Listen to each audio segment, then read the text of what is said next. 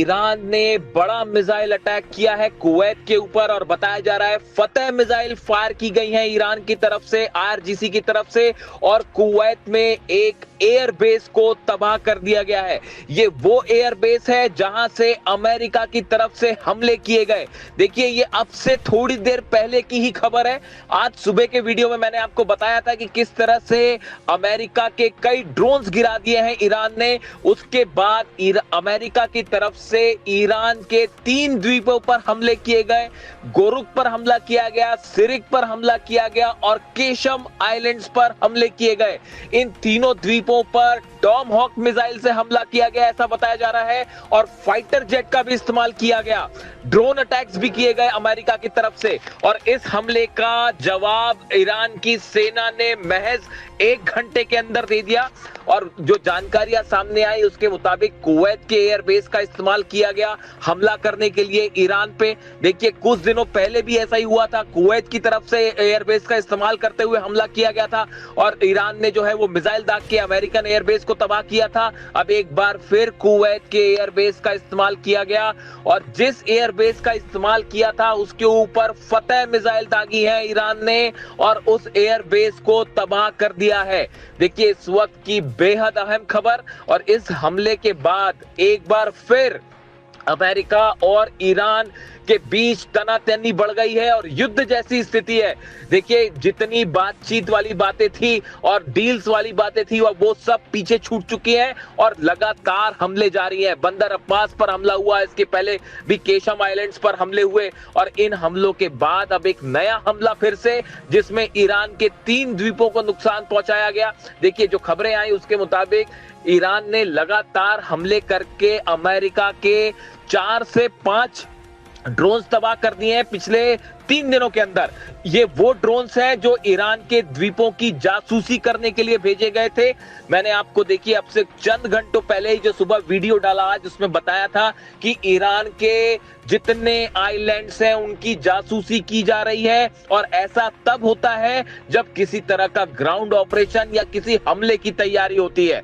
देखिए, अमेरिका बार बार ईरान के उन मिसाइल लोकेशंस को पता करना चाहता है जहां से मिसाइल लॉन्चर्स हैं, मिसाइल्स फायर की जाती हैं, जो ड्रोन स्टेशंस हैं उनका पता करना चाहता है। इसीलिए ये ड्रोन्स भेजे जा रहे हैं जासूसी करने वाले। और आप देखिए, ये जासूसी ड्रोन्स जाते हैं, उसके बाद हमले हो जाते हैं। बिल्कुल ऐसा ही हमला बंदर अब्बास में हुआ। इसके पहले हमला केशम आइलैंड पर भी इसी तरह के हमले किए गए थे, तेहरान में भी हमले किए गए थे। अब एक बार फिर जो है ईरान के 3 द्वीपों को नुकसान पहुंचाया गया। लेकिन सैटेलाइट्स की इमेजेस, मैं बार बार आपको ये बात कह रहा हूं, चीन के सैटेलाइट, रूस के सैटेलाइट से बार बार ये बात साफ हो जाती है कि हमले कहां से किए गए। जो नई जानकारी सामने आई उसके मुताबिक एक बार फिर कुवैत के बेसेस का इस्तेमाल किया गया और जिस एयरबेस का इस्तेमाल किया था आईआरजीसी ने अपनी बैलिस्टिक मिसाइल फायर की है। फतह की जानकारी सामने आ रही है कि फतह 2 मिसाइल फायर की गई और जिसको रोकना अमेरिका के बस की बात नहीं थी, ना ही कुवैत का डिफेंस सिस्टम उसे रोक पाया है। और ईरान का दावा है कि सीधा उस एयर बेस को फतह मिसाइल्स ने हिट किया है और कम से कम 3 से 4 मिसाइल्स फायर की गई हैं जो कि उस एयर बेस पर गिरी हैं और बताया जा रहा है उसके रनवे को पूरी तरह से तबाह कर दिया है ईरान ने। और कुछ वहां पर खड़े फाइटर जेट्स को भी नुकसान होने की खबरें आ रही हैं, ऐसे दावे हैं। अभी इसको कंफर्मेशन में थोड़ा सा वक्त लगेगा।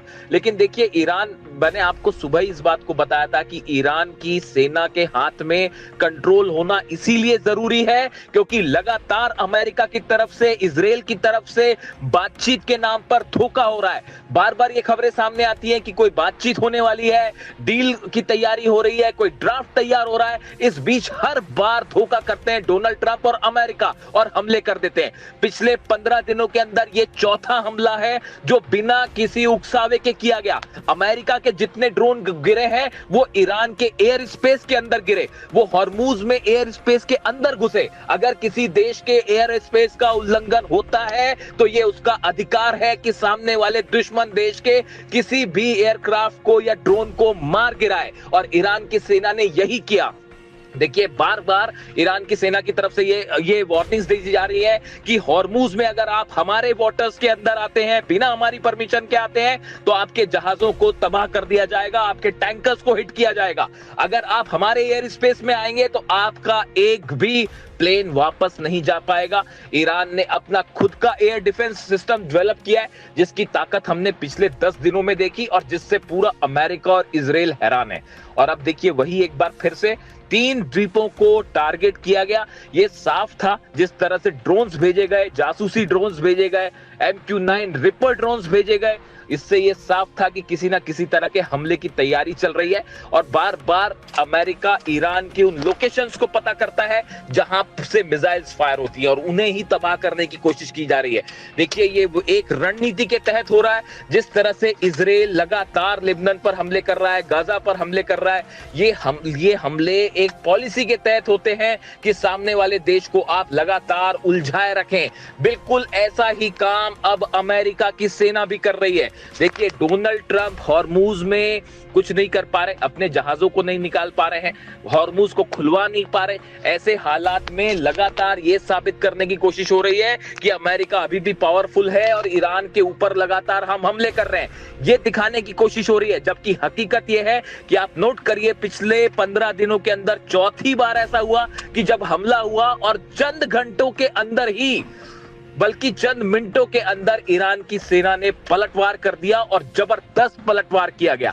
पिछली बार भी जो है फतह मिसाइल का इस्तेमाल किया गया था कुवैत पर, और इस बार फिर फतह मिसाइल से जोरदार हमला किया गया है और बताया जा रहा है इससे खासा नुकसान हुआ है। देखिए अब हालात ये हैं कि इन नए हमलों के बाद एक बार फिर उस ड्राफ्ट की जो चर्चा हो रही थी, तमाम कंडीशंस की चर्चा हो रही थी, डोनाल्ड ट्रंप का बयान आया पिछला कि न्यूक्लियर डील को लेकर विस्तार से एक बड़े ड्राफ्ट पर प्लानिंग हो रही है।